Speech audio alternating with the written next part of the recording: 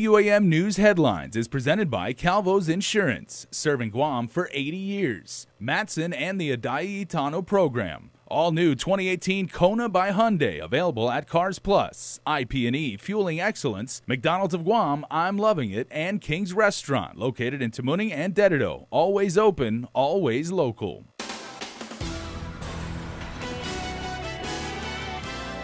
Tonight on Primetime, the oversight hearings may be done, but the problems continue for land management and the CLTC. Plus, an indictment has been handed down against Missouri-based owner of Hanson Helicopters, as well as his top executives. And also tonight, legally challenging your birth certificate to identify as a male or female. Kiani Mendiola with reaction to a new measure that proposes to do just that. And with that, we welcome you to Primetime, everybody. Hafaday and good evening if you're watching us live or streaming us. Well, after a series of oversight hearings, your senators have weighed in on proposed solutions to put trust back into the Chamorro Land Trust. Now, although public record proves that there has been switching of places on the wait list. One senator now proposing Guam elect a territorial treasurer. Carmen Terlahi reports. What started as a few applicants in the Chamorro Land Trust Commission jumping the line, filing for prime Barrigada Heights property, resulted in 3 different oversight hearings at the Guam legislature. Many who filed in 1995 upset they were skipped over and are still waiting in line for land. Oversight Chair Tom Atta. There were at least 30 switches that were identified out of 12,000 applications. Right. Okay, so you're never going to have a perfect program. KUAM has uncovered switches include Senator Regine Bisco lease scheduler Tina Alicto's father Joaquin, who signed a lease after switching with Deputy Director Camacho's son. So far, Alicto's brother, sister, and Senator Lee have all signed leases, 3 in Barrigada Heights. The rules is very clear that there will be no switching of positions on the waiting list. Those switches, Atta says, are now null and void after the AG published an opinion on the transfer of leases. But the issues faced by the CLTC run deep, such as transfer of budget finances. Officials say $640,000 from the Chamorro Land Trust special funds was, quote, hijacked and raided by the administration for the general fund. Money the CLTC was supposed to use to survey land and build infrastructure like roads to give out leases. It is the management. When you take money from a special fund and you use it for general fund expenditures, then it's a management issue. But secondly, it's the accountability of the people's money. Senator Frank Uggan Jr. proposing an elected territorial treasurer of Guam that would act independently. It's not going to resolve all of the issues, but it is going to assure the people of Guam the accountability of how public monies are spent. Though Atta believes CLTC management can resolve the issues internally. I disagree with that. I think we don't need a third party to come in to correct the mistakes or to do the necessary remedial work that needs to be done. I think that is within our capability, within the capability of the CLTC staff. The ultimate goal to ensure the Chamorro Land Trust remains trustworthy to the people. Reporting for Guam News Network, I'm Carmen Victoria Terlahi. Well, also tonight, one company's been on Uncle Sam's radar for years now and even forced to shut down. But now, Bree, there's been some resolution to what's been a cliffhanger. Jason unsealed in the District Court of Guam today an indictment against Missouri-based owner of Hanson Helicopters and his top executives. Crystal Paco reports. They're in the red with the feds after trying to fly by strict safety regulations set by the Federal Aviation Administration and the National Transportation Safety Board. Hanson Helicopters owner John D. Walker, Executive Vice President Marvin R. Reed, Director of Operations Kenneth R. Crow, and Director of Maintenance Philip Kapp are named in an indictment unsealed in the District Court of Guam on Thursday. Charges include conspiracy to defraud the NTSB and the FAA, conspiracy to defraud the FAA, honest services fraud, wire fraud, money laundering, destruction, alteration, or falsification of records, attempted destruction of an aircraft, false statement, and notice of forfeiture allegations. According to court documents, the scheme started as early as 1997. The defendants cut corners to reduce costs and maximize profits, but, quote, put property and lives at grave risk, end quote. The scheme involved obtaining aircrafts that had been previously deregistered because they were destroyed, scrapped, or otherwise deemed not airworthy, then faking the documentation to put those helicopters back in service. One such aircraft had crashed and killed pilot Rafael Antonio Cruz Santos. KUAM files show Timothy J. Sislo, a FAA aviation safety inspector, already confessed to receiving more than $22,000 payment from a Hanson employee. Sislo, according to court documents, signed off and reissued FAA airworthiness certificates to several aircrafts that had never been inspected or examined. Crow, Reed, and Cap were arrested earlier today and made their first court appearance. Reporting for Guam's News Network, I'm Crystal Paco. A new trial date has been set for a public health employee accused of dealing the drug ice. Vera Del Rosario worked for the Women, Infants, and Children Division. She was arrested in 2016 after drugs and explosives were found in her office, her home, and in her car. In court on Thursday, Judge Vern Perez granted her request to travel with her third-party custodians. Trial is now set for November 14th. Well, just on the brink of Pride Month and other news, one of your senators has introduced a measure that would create a path for transgender people to have their true gender identity legally recognized. Keani Mendiola with a closer look. A step away from discrimination and a step toward progression. On Tuesday, Senator Fernando Esteves introduced Bill 291, a bill for true gender identity recognition. If passed, the bill would change current laws, requiring a physician's note certifying a surgical sex change in order to legally change a transgender individual's gender on official documentation. Only a court order would need to be issued to have one's birth certificate amended by the Office of Vital Statistics. Local entrepreneur and LGBTQ advocate Scarlett Castro-Dixon has reviewed the bill prior to its introduction and is in favor of its passing. It's progress, and I think that the best way we can progress is actually having more trans people involved with these types of bills. It's not necessary to undergo hormonal replacement therapy or the actual surgery, which is really good because everyone thinks that when you're transgender, there's just this one scope of being transgender, but really it's not.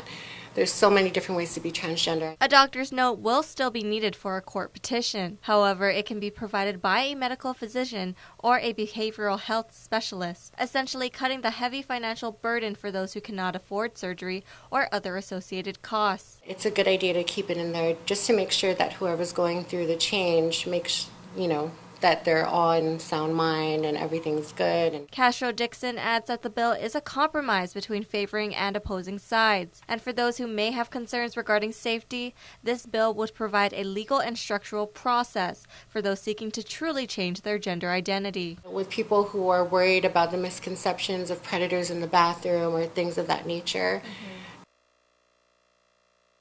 this is the legal way to do it. It'll help with that and just showing that this is not a phase. It'll show that there's a process. You can't just, wake up and say, I'm a woman, and then change your mind, the following day. So it's going to help in that sense. With the passing of gay marriage 3 years ago and it being an election year, she believes that Guam is and has been ready to move forward in the direction of acceptance and equality. It's not just about the trans community. It's about our entire community on the island. It's about, are we going to show the people that we're open to progression? Are we open to letting other people live their lives the way that they want to?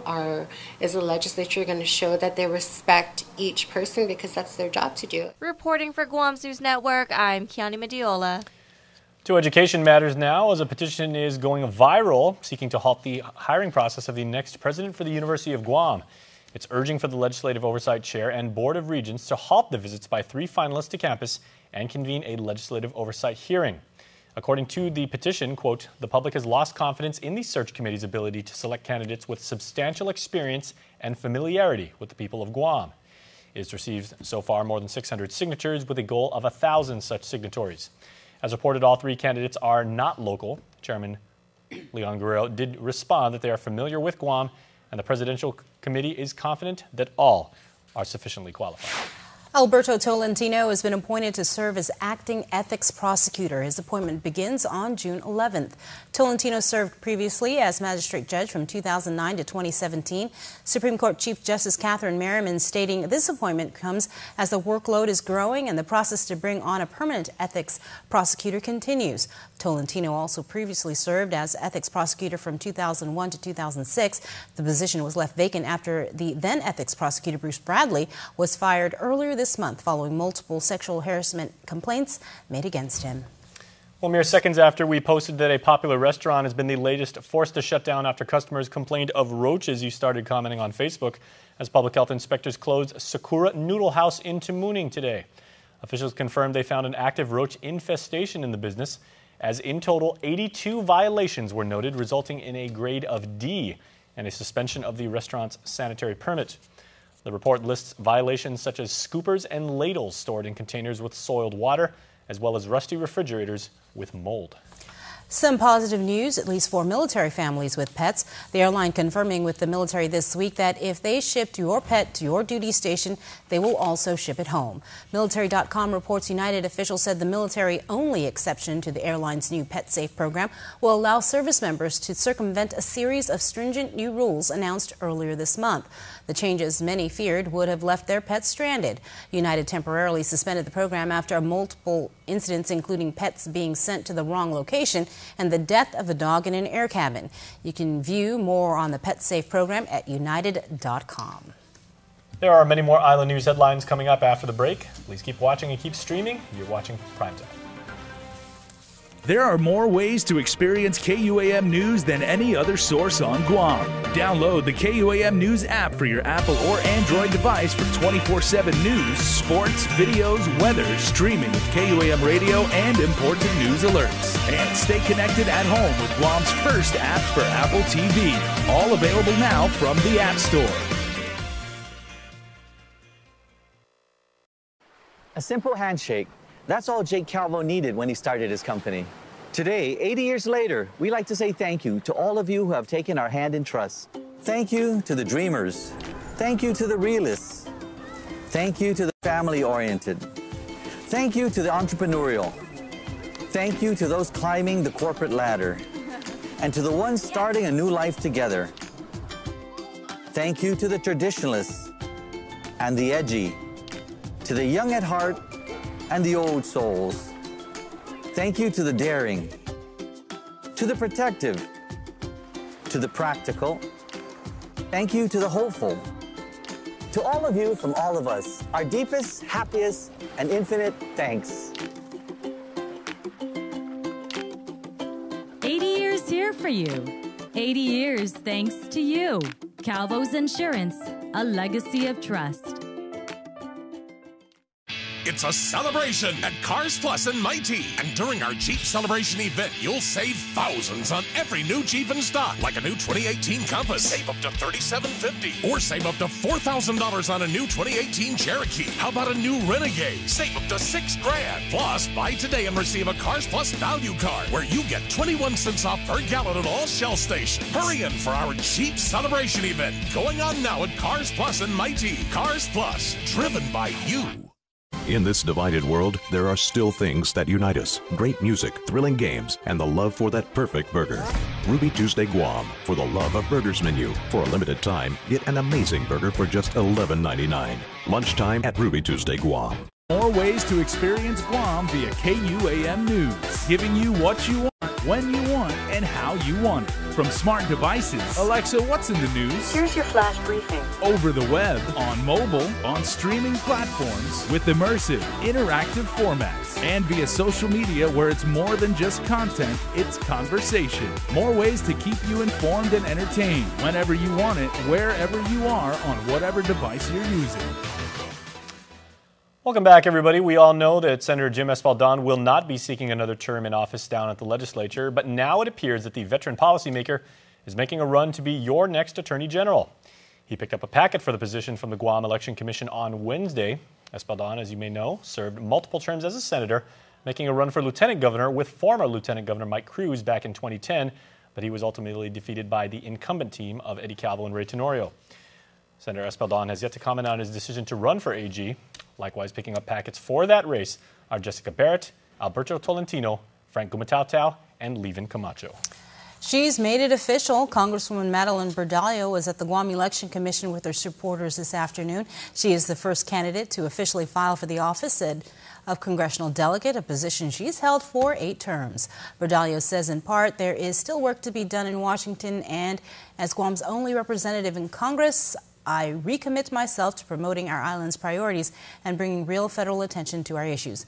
I humbly ask the people of Guam to continue to put their faith and trust in me. Those who have also picked up candidacy packets include Senator Michaelson Nicholas, Doris Flores Brooks, Eric Lynn, and Jonathan Diaz. In other Decision 2018 headlines, experienced, tested, and proven. These were pillars emphasized by former Governor Carl Gutierrez, who wants his comeback to Adelup. The 2-term governor and 9-term senator and former speaker was the final speaker in a series hosted by the Rotary Club for gubernatorial candidates. Bring back somebody that has gone through 8 years of knowing what to do from day one. You know, so like I said, I traversed this place, I earned my Eagle badge, and if you want Cub Scouts to do it, that's up to you. It's not time to play games and gimmicks now of who's got the nicest commercial, who's got the nicest. You need experience right now. Gutierrez's running mate is former police chief Fred Berdallo. The pair will face off with Democrat gubernatorial hopefuls Frank Uggan Jr. and Alicia Limtiaco, along with Lou Leon Guerrero and Josh Tenorio, and Dennis Rodriguez Jr. and David Cruz. The only team representing the GOP is, of course, Ray Tenorio and his running mate, Tony Alba. Guam could ultimately see access trillions of dollars. Candidate for Governor Lou Leon Guerrero called for the collection of $200 million in uncollected taxes and for the use of new opportunity zones created by the Treasury Department. This happening during the Guam Association of Realtors Brokers Forum today. Leon Guerrero contends the opportunity zones provide substantial capital gain tax breaks for investment in low-income areas. She adds other tracts of Guam land could be identified by the U.S. Treasury and added to meet the opportunity zones criteria. We have some regional headlines for you now. Here's KSPN 2 News. Half a day, Guam. Here's what's making news in the CNMI. The measure to appropriate $15 million from the Special Casino Gross Revenue Tax Account. Conference Committee Report 20-3 is the joint agreement and legislation to appropriate $15 million of the Special Casino Gross Revenue Tax Account. The CNMI Senate and House come together in one chamber to discuss and, as of this morning, create this final product.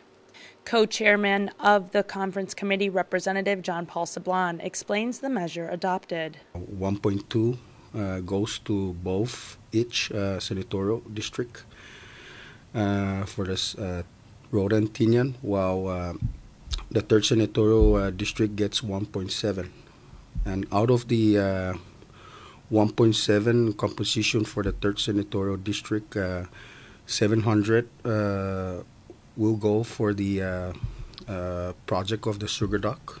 1 million will go to the South transfer station for the construction of a transfer station for the south side of the island of Saipan. A compromise made after 3 meetings in the span of a week. This is the final product. As Sablan says, the conference committee agreed upon the amendments and differences made between the House and Senate drafts. Whenever a committee agree upon a product, that is a great success because if it was deadlock, some of the appropriation there that were not contested or undisputed, such as the Guma Justicia and the Docomo issue, would be held hostage because they're part of the bill. So I like to commend the chairman of House, the Senate Conferee and its members. And now this appropriation is no longer a discussion of change, but now up for a vote. We adopted a product. We have signed both standing committee, conference committee report.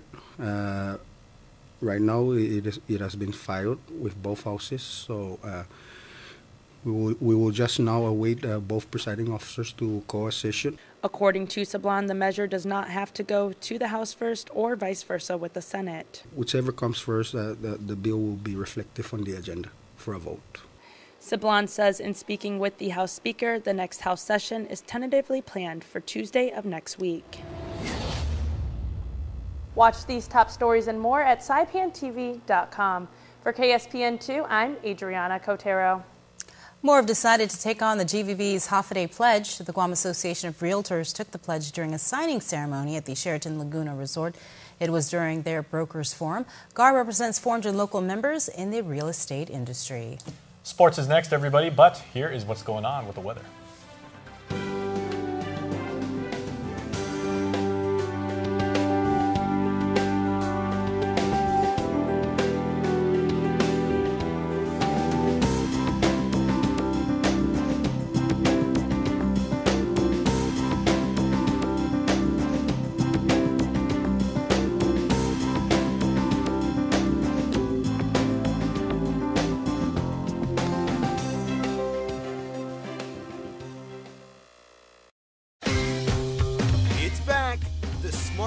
Super Sale event. Enjoy huge savings on our most popular Samsung Galaxy smartphones. But this offer won't last long. So drop into a GTA store today. We're celebrating our 135th anniversary today, both in the outlying regions on which we hub and also here in Guam itself. It means so much to our team here in Guam. It means a lot to us in the Matson management team, because what it says is we're here to stay. It's a real physical manifestation of our commitment to this region. It's so important that we hire locally, we develop talent locally, we train locally. What's been a wonderful addition to our approach there is that many of the people who started off in Guam have gone off into significant leadership roles elsewhere in the company. This is our headquarters here in Guam in Micronesia. And when we talk about putting down our roots, it's not just doing business, it's about everything we do with our friends, our customers, and our employees. I believe that nobody can replicate what we do, and that's why we have such a great team and such a great service and why we're successful. This is our home, this is our life, and we're happy to make a difference in everyone else's life. KUAM Sports is presented by Triple J.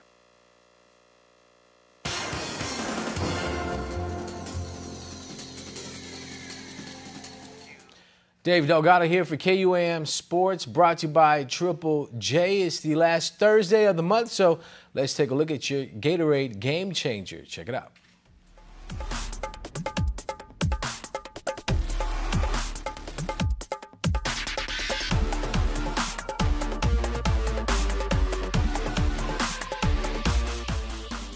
Defenses win championships, but it's the offense that keeps you in the game. Point guard Chloe Miranda played a big role in the 4 years she played basketball for the St. Paul Warriors. Miranda was a varsity team captain from 2016 to 2018, helping lead the team to this year's IIAAG Girls High School Championship title. I'm going to remember the hard practices, how we are all dreading the touchdowns, but then in the end, it all paid off. All our hard work, sweat, tears, it all paid off, and we won the championship. Her IIAAG honors include All-Island First Team in 2016 at guard and 2017 All-Island Honorable Mention at the guard position. The Warriors also won back-to-back championship titles in the Asian Christian Schools Tournament her junior and senior year. Miranda walked away with the ACSC 2017 Best Defender Award and made the All-Tournament team. St. Paul took home the title in the 2017 Tribal Hoops Invitational held in the Philippines. They won the 2017 Guam Elite Championship title and took the championship trophy at the 2018 Hardman Tournament, where Chloe made her impact getting selected to the All-Tournament team. Basketball at St. Paul is year-round. You not only learn the basics from your coaches or your extended coaches, you also learn from your alumni. The alumni is really strong. There were times when the alumni would come in and work with us and tell us what we have to uphold and keep in St. Paul. Chloe first stepped onto the soccer pitch at the age of 5 and continued to play her freshman through senior year. In 2017, she was an All-Island Honorable Mention as a utility player. She also made the Asian Christian Schools Conference All-Tournament team that same season. Miranda and the Warriors took second place at the ACSC 2018 tournament, where she also took home All-Tournament honors. My parents influenced me to join soccer, and I love how soccer keeps me in shape and it keeps me running and in shape for my other sports. Chloe also stepped onto the court with the volleyball team all 4 years, winning the Best Passer Award at the ACSC tournament in 2016. She was selected as team captain for the volleyball team in 2017 and made the IIAAG All-Island Honorable Mention list for the right side position. St. Paul won the 2017 tournament title for the Asian Christian Schools Conference. Miranda was also voted to the all-tournament team. I enjoy how the team has to work together, and it's not just one person, it's everyone, so we learn how to work together and communicate and be a team. Her school activities run deep. First robotics competition, robotics team 2016-2017, safety inspector, National Honor Society, Warriors chapter 2016 to 2018, St. Paul Christian School Math Club, class office secretary, National Society of High School Scholars, class office, class senator, class treasurer, 18th annual Shea Scholar Athlete finalist. Whether on or off the court, on the soccer pitch, or in the classroom, Chloe excels in everything she puts her mind to, and that's what makes her a Gatorade game changer. Jeep Jungaree 2018 featured 4 events for Jeep enthusiasts from all over the island. The show and shine competition brought out some of the biggest, baddest, beefiest, most customized, and cleanest Jeeps around. First place went to Dean Perez. Keith Orlino took second. Ben Jadikpa placed third. People's Choice winner was Dean Perez. Beast Mode went to Joey Lujan. Jeeperized winner was Jeremiah Phillips. Food trucks were on hand serving up some grub and refreshments to keep spectators cool and hydrated. The Mud Drags and Jeep Adventure Trail were for the big boys that didn't mind getting their Jeeps dirty. First place winner Keith Orlino. Chad McGuire placed second. Jacob Niahas placed third. There was a Strider Zone setup for kids. Trophies and prizes were given out to the top 3 winners in each category. That's going to do it for sports. We're back right after this. Ooh, what do we have here? Tender morsels of deliciousness. Wait, back that up. I see you little golden brown temptresses. And oh, all that juicy goodness. Wait, is that a new sauce? Where are my car keys? I'm on my way, Mickey D's. Introducing McDonald's new Buttermilk Crispy Tenders. Juicy and breaded to perfection. Hurry in and get 4 for you or 10 to share. That's right. My tender game just got an upgrade. Ba-da-ba-ba-ba. Beat the increase at Triple J. Buy now before the sales tax starts. 0 down, 1.9% financing, and easy trade-in. Now is the time to buy. Get into a 2018 Mazda CX-5 at our lowest price yet, only $19,995. Or our big boy truck, the Ford F-150, starting at $298 per paycheck. Or the North American Car of the Year, the 2018 Honda Accord at only $206 per paycheck. Beat the increase and buy now at Triple J. Visit us online at triplejguam.com and get pre-approved instantly. Trade-ins welcome. Some conditions apply. Triple J Auto Group, customers first. It's time to do some birthdays. Here they are. May 31st is a very happy birthday to some special Guamanians. John Michael Hernandez. Happy birthday number 58 to our Papa. We love you, say Jaden, Jordan, and Riley. Happy birthday number 4 to Renzo Asher Sampson. Happy birthday to my grandson. Hugs and kisses from Grandma and Grandpa. We love you, they say. And happy birthday tonight to Amanda Cruz, who also blows out the candles. Everyone, KUAM and Cold Stone Creamery hope you had a wonderful birthday. Sign up to be a part of the Cold Stone Creamery Birthday Club by heading over to our website. All right, stay tuned. In the Mix is next. Closed captioning is brought to you by IT&E.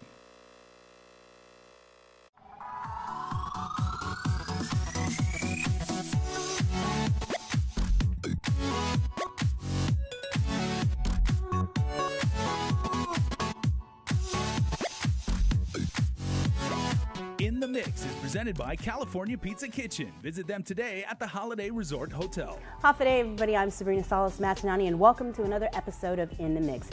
This fall, the Trench Challenge will once again take over the Guam International Raceway Park in Jigo. And to help competitors get ready, a special camp is being held that will get you a leg up on the competition.